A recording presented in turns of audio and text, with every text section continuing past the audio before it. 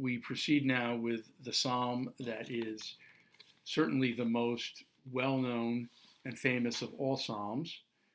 And the translation you will hear may be a little different and a little strange to the ear because it is different from the translations that you are accustomed to hearing. This translation, like all the others in the Psalms I am covering with you, this translation is from the Jewish Publication Society. Psalm 23. The Lord is my shepherd. I lack nothing. He makes me lie down in green pastures. He leads me to water in places of repose.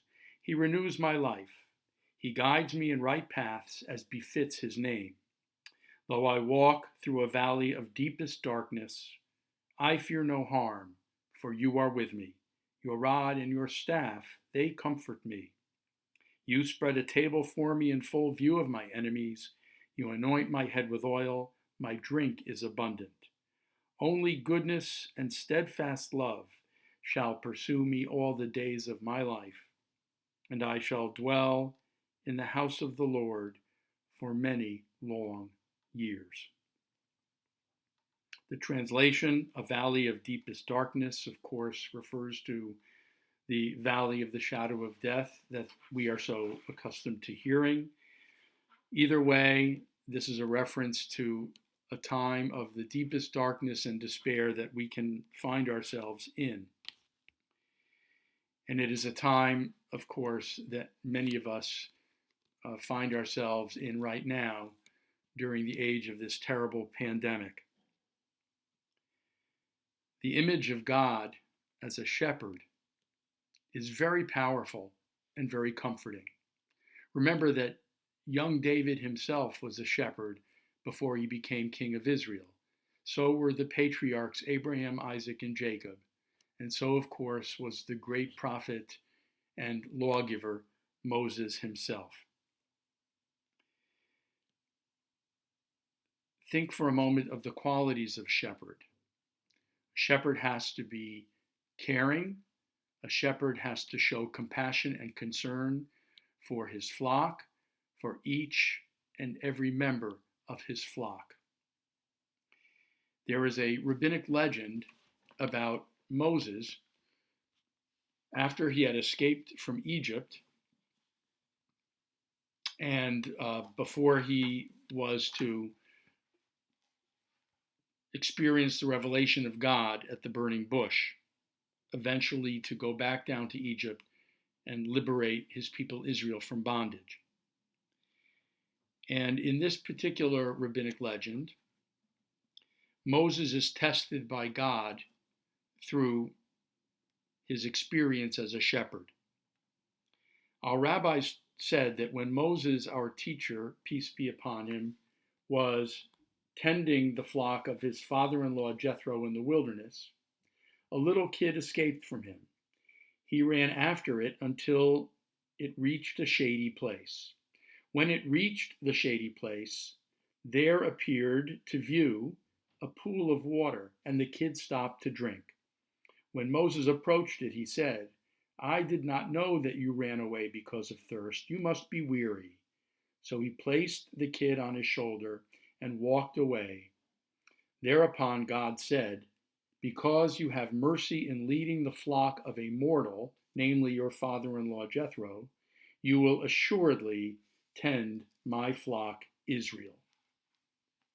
And so the message, as stated in this rabbinic legend, is Moses passes the test because just as he mercifully led his flock, as shown in his ability and willingness to go and pursue one solitary kid who had veered away, in the same way, Moses will be trusted to lead and care for his flock, for God's flock, the people Israel, after they leave Egypt. The image of this solitary kid who strays, who veers off, and is found eventually by the caring shepherd is a powerful image.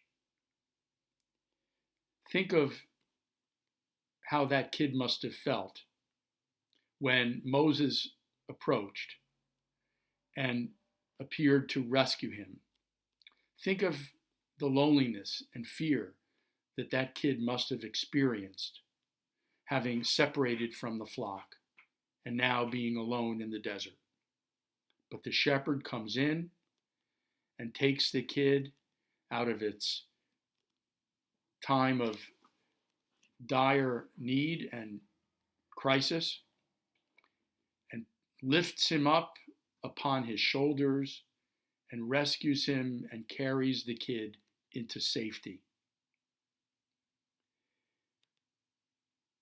During these times of darkness today, when we walk through the valley of the shadow of death, with sickness and death all around us, so many of us feel alone, as if we are that little kid who has left the flock and now finds itself scared, terrified, and alone in the desert. Sheltered, though, in the comfort of our homes, of course, this feels very different from being in a desert, in a place of deprivation.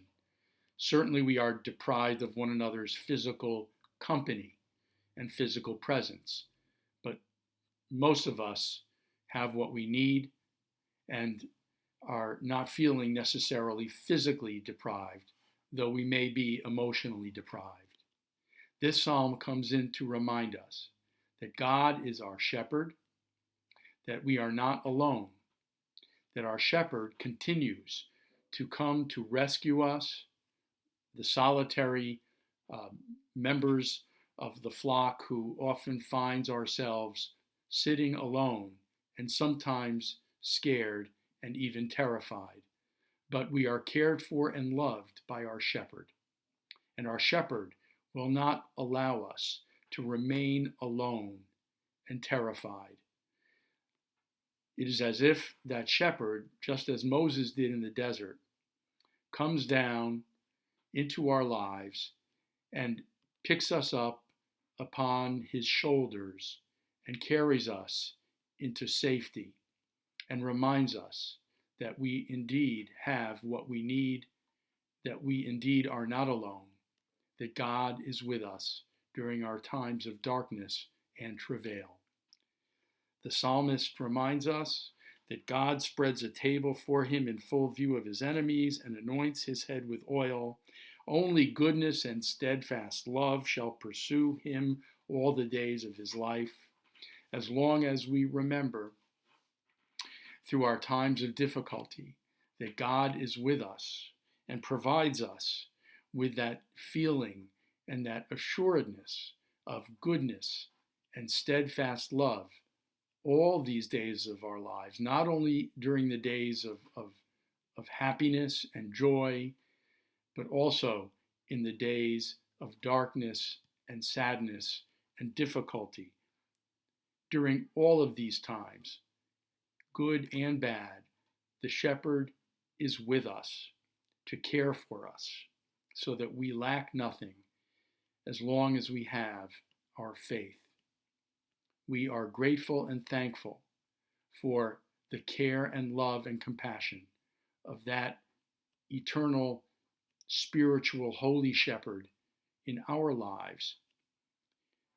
That faith and that sense of presence, that we are never completely alone, will certainly see us through during these difficult and dark times.